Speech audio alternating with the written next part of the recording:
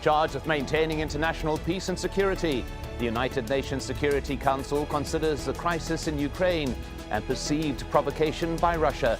But is the UN body united in name only, outdated and divided and in need of reform? This is Inside Story.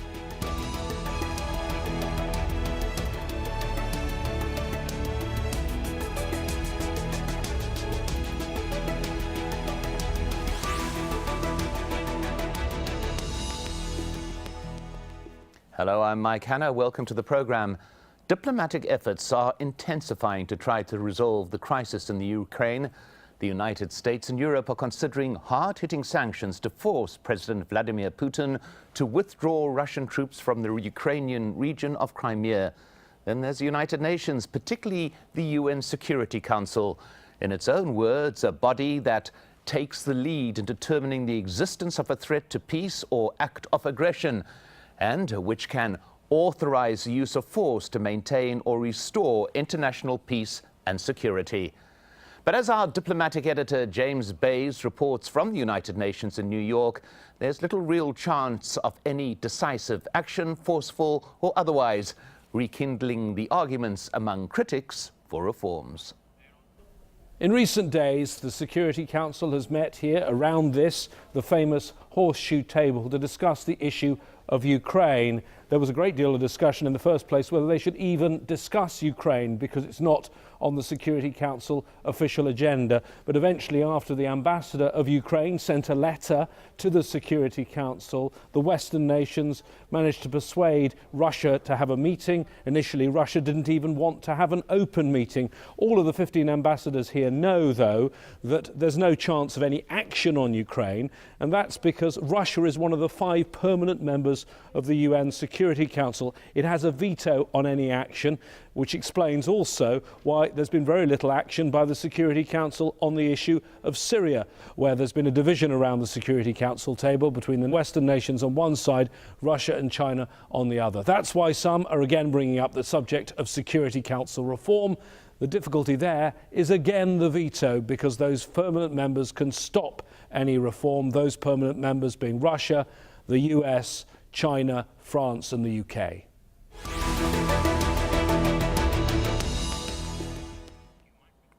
Well, let's introduce our guests for this Inside Story and their area of expertise.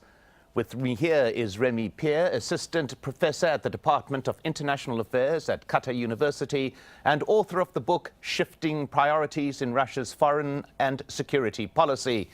In New York, we have Khan Ross, founder and director of the Diplomatic Advisory Group, independent diplomat, and a former British diplomat working for the UN in Iraq, Afghanistan, and Kosovo. Also in New York is Rasan Shabane, an associate professor of Middle East and International Studies at Marymount Manhattan College in New York, and a specialist on the UN's role in state building. But before we get to the discussion, I just want to take a brief look at the history of the United Nations. It was created in 1945 in the wake of the Second World War. The mission back then to save succeeding generations from the scourge of war. The Security Council in particular was formed to pursue diplomacy and maintain international peace and security.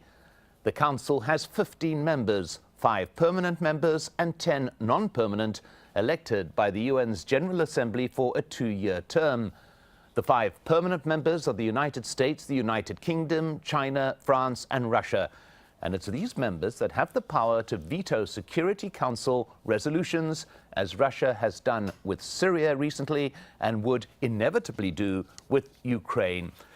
Well, with all of that as background, let's begin the discussion with Khan Ross in New York. Criticism of the Security Council appears inevitable every time that there is a debate. Is this criticism, particularly of the veto, justified, do you believe? Well, I think there's enormous frustration when there's a situation of conflict, of breach of peace and security, and the Security Council fails to act. Because, you know, all 193 member states of the United Nations has accepted that the Security Council is the preeminent body dealing with security. At the same time, nobody expects the Security Council to act when the interests of a permanent 5 member are at stake, as they clearly are in this case. So there isn't really a lot of frustration here at the UN, more a resigned shrug that this is business as usual. I think, however, the Ukraine situation points up the problem at the Security Council, but the much more severe crisis of UN inaction is Syria, where you have an ongoing war that's lasted nearly 3 years, that has cost perhaps 150,000 lives. You don't even have an arms embargo agreed by the UN on the regime that's killing its own people. That is a disgrace. Well, Russell Chavanez, your view on this, the whole issue of the veto, is there a need for reform to remove or attempt to remove that device? I believe indeed there is a need for serious reforms at the United Nations. The problem is, can it be done? And the answer to this, it can, but it's not easy at all, because the 5 permanent members must agree to any reforms that will be taking place, if any reforms will be taking place.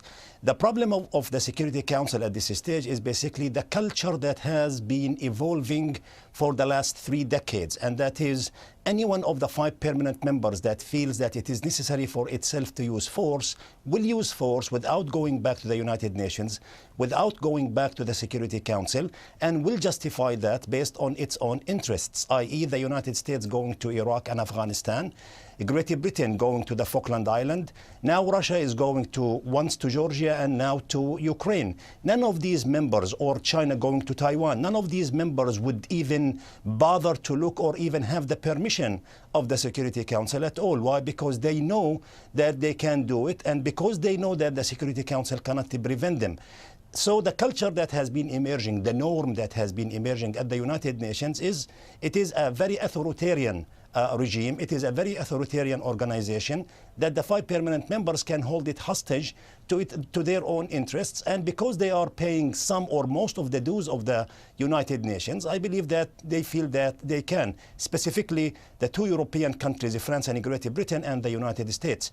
What should be done about this? I believe, going back to the Charter and implementing the Charter letter by letter, article by article. The Charter is crystal clear, it's very democratic, and the Charter calls for accountability, transparency, and responsibility. It seems to be that at this stage, no one wants to be held accountable, responsible, or transparent. Well, let's just stay with that issue of the veto giving carte blanche. There we heard the argument that a veto of the permanent member allows them to do what they want to do. What's your view, Remy Pierre? Well, the United Nations, as any international organization, is a tool at the end of great power politics. I mean, that they've been put together by the great power of the Second World War.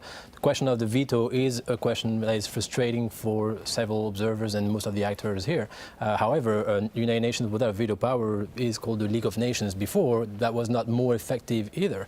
So the question is, what is the power that we give to international organizations? First of all, we should not discredit the United Nations just for what's happening in the Security Council. There's a lot of work being done in specialized agency. I just want to mention this on development issues, environmental issues. It's a gathering of expertise. Specifically in the question of the Security Council, we know that when one great power's interest is on the table, there's a situation of blockage here, and there's calls for reforms. But it's extremely hard to reform it because the great powers are also the one that will have to abide or agree on those reforms. Well, Con Ross, we hear the issue there of national interest being served by that veto. But it's more than that. For example, in a 20-year period ending in 2011, there were 24 vetoes. 15 of those were by the US on behalf of Israel. The US had essentially conducting policy, global policy, by use of the veto. Your view?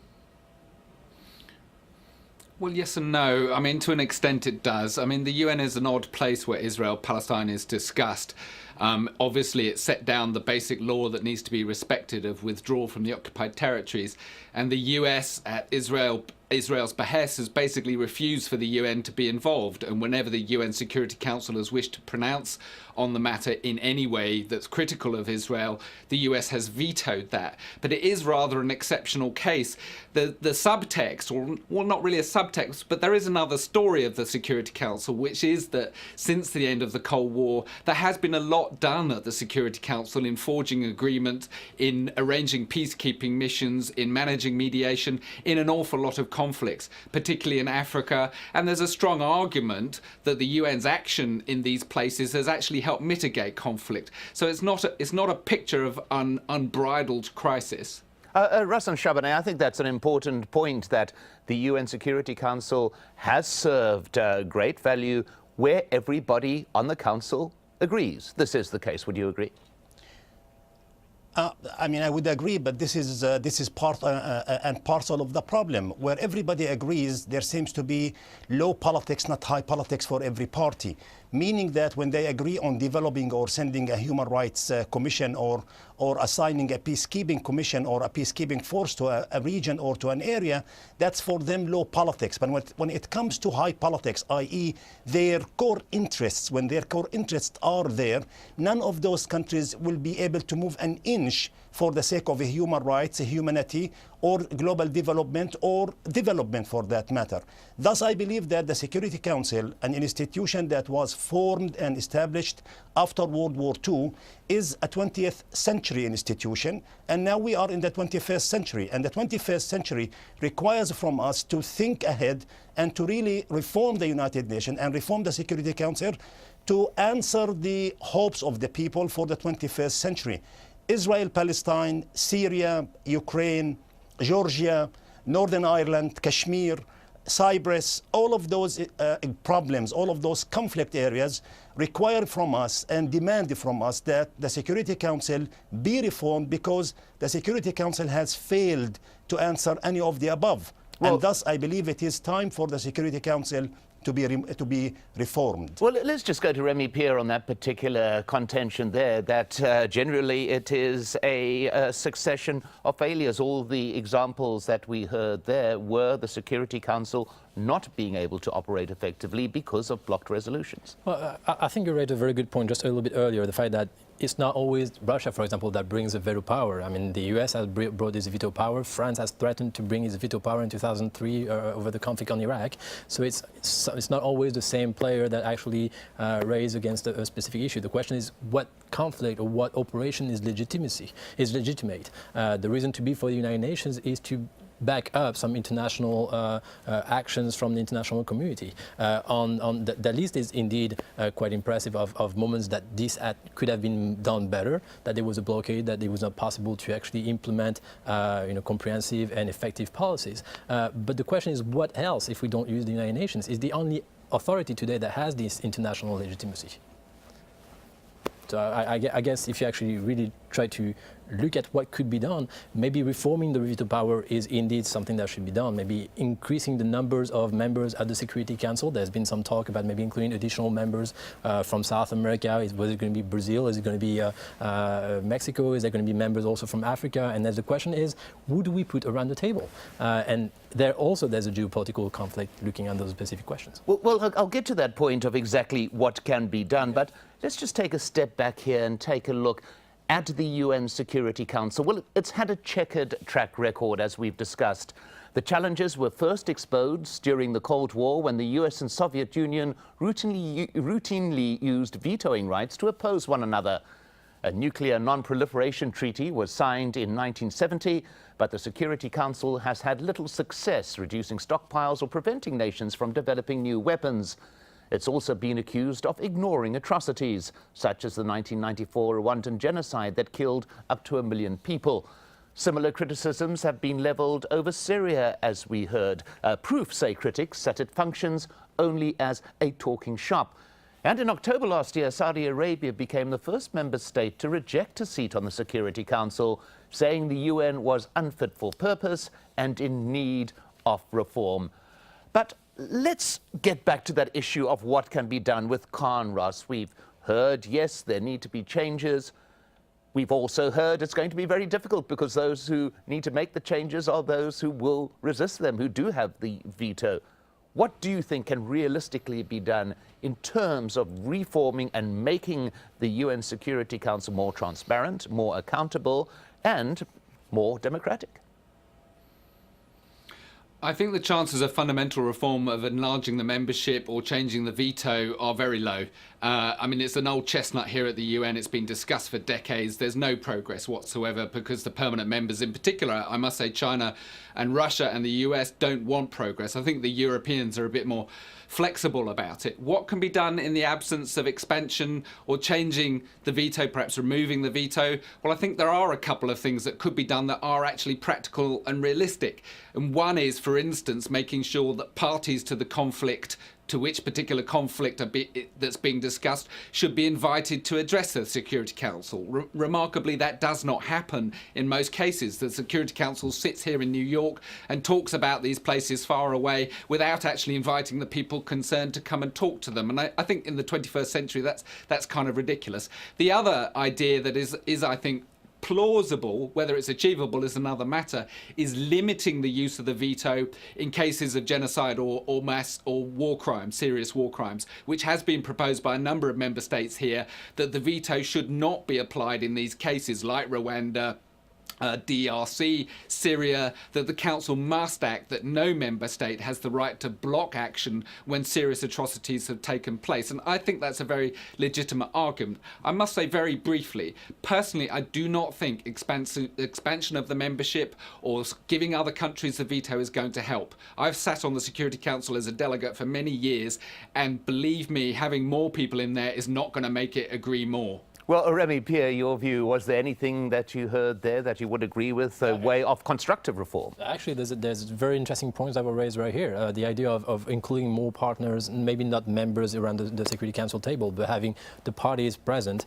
When we look at, for example, negotiation for climate change, the fact that you have the representative of the civic society, the different NGOs that take part to maybe some talks, that when there's actually a blockage, just show that there's issues that has to be dealt with, potentially leave the conferences. This shows also a movement, an expression of outside the will, and maybe that's indeed a very good way to move forward. Well, Ruslan Shabaneh, your view, is it possible to reform this institution, do you believe? Let's get that out of the way. Is it possible, do you think? Yes, indeed, it is possible, because after all, it's the charter is crystal clear, and the charter has many articles in it and many clauses in it that talks about the institution to be very democratic and the institution to be flexible and democratic. And there are many ways by the members to limit, for example, the veto power, or to force the veto power to be explained to the General Assembly. For example, how about if any country wants to use a veto, let that veto be first and foremost presented to the General Assembly, and let the General Assembly also vote on it, let's say 75-25 or 50-50 or 60-40. Let the international community also participate in such a veto and understand why such a veto is legitimate, and it is not basically ordained or exercised based on the national interest only of that state or only of that party. One of these reforms could be going back to the General Assembly. Another reform could be also ensuring that the General Assembly will be present on every single issue at the Security Council, because the General Assembly is the more democratic institution, or the most democratic institution at the United Nations. The Security Council does not represent the will of the people. The General Assembly does. So if we go back and we take most of those resolutions to the General Assembly and we require the General Assembly to vote on those issues, I think the General Assembly can reflect the will of the people, the will of the international community much more and better and stronger. Well, you were getting nods of agreement from Khan Ross there. Khan, that particular point about getting vetoes before the General Assembly, including the General Assembly, in the processes of the Security Council, do you think that's viable? Well, I certainly agree with the point that permanent members should be made to explain themselves if they use the veto, and they should feel the pressure of international opinion and the views of other countries. I have to say, I don't use the word democracy in the General Assembly in the same sentence. I mean, there's a great many non-democracies in the General Assembly, and a group of countries voting a particular way doesn't, to me, constitute democracy. My view of democracy is you get the people concerned, the parties on the ground, the people affected, the victims in front of the Security Council to tell them what they think the answer should be, really making that connection between the conflict on the ground and the machinations of diplomats here in New York. That is not happening. And I've seen personally that when you put diplomats really in front of a conflict, you take them to the conflict area, this surprisingly often causes agreement. They understand the passions concerned, the complexities of the issue, rather than indulging in these kind of silly rhetorical games of he said, she said, blaming each other, as we've seen a bit in recent days on Ukraine. But what we are looking at here, if I may come to you, Remy P, on this particular issue, is that regardless of reforms, we had some interesting suggestions there that could be looked at. But in the end, it's an issue of national will. There is not going to be a resolution of conflict or dispute if there is not the national will to do it from those in conflict or in dispute. Do you think that is a key issue? Well, the international legal system is based on the nation states. It's the Treaty of Westphalia, and it's been several centuries that we actually operate this way. Obviously, globalization, the evolution of the modern world has made that those frontiers sometimes don't make a lot of sense. Several states actually are a juxtaposition of different subnational entities. Supranational entities also tend to occur. Whether the nation state is the relevant body to still be making the law and the international law is something that indeed is on the table. The inclusion, as my colleague mentioned, of civil society, of other members around the table is something that it has to be worked on. But even if we look at this issue, who should be representing Ukraine? According to Putin, today, Yatsenyuk is not the, let's say, legitimate representative of Ukraine. It's still Yanukovych. So what would be the person to talk on behalf of Ukraine on those decisions? Well, so that this will still raise some issues. Well, a viable point, Russell Shabaneh, your particular view on that. If we're talking about discussions, we are talking at the base of who is actually going to be talking. I think everybody should be talking, and I want to disagree with my friend from New York here, Ambassador Khan. Why? Because I believe that when I said democratic, I didn't mean that nations that are democracies or non-democracies. What I meant is the process itself. Because when we allow 193 members to participate on voting on an issue or debating an issue, this is what I meant by democracy. I didn't mean by, for example, the Congo is on the General Assembly as a member, non-democratic, but practicing or basically participating as a democratic state. That's one. Two, I believe the issue when Pierre says that who will represent Ukraine. This is the essence of the argument. Why would Putin represent Ukraine if Ukraine is an independent country and if the Charter of the United Nations basically holds the sovereignty of the state holy? Why would Putin speak on behalf, or why would Putin be allowed to define what happened in Ukraine as a coup, while it was literally a democratic transition or a democratic movement? The Ukrainian people wanted to be closer to Europe, not closer to Russia. So well, let me just let Remy Pierre, if I may, Russ, I'm sorry to interrupt. Let me just let Remy Pierre in on that. I just want to be more precise. I never said that Putin should talk on behalf of Ukraine. I'm not taking sides here. I'm just saying that the vision of Russia is that Yanukovych is still the legitimate representative of Ukraine. The vision from the West is that actually it's been destituted by the parliament. So here you already have no consensus of what is the legal, legitimate voice for Ukraine. I'm not taking any position on who's right, who's wrong. I'm just saying that doesn't solve the issue. Russ, on the issue of consensus, clearly critical in this particular point. But Khan, Russ, I actually do want to very briefly just take a slightly different look. There have been successes done by the UN, by the UN Security Council. We think of Sierra Leone, a massive success, a country that went through a civil war, had a democratic elections in 2012, and is now supplying peacekeepers to missions, UN and African Union missions. There is a possibility for good and for progress to come out of UN action, is there not? Yeah, absolutely. I totally agree. And when the P5 are united, it can be a very powerful force for good. I don't think anybody would dispute that. The trouble is, some of the most serious cases of war crimes, atrocities, genocide in the last 2 decades, the UN has failed to act. You think of Rwanda, you think of Yugoslavia, you look at Syria today. DRC, the UN is acting, but not effectively. And I do think the great powers, the P5 and other countries, need to take a rather more fundamental look at what security requires in the world today.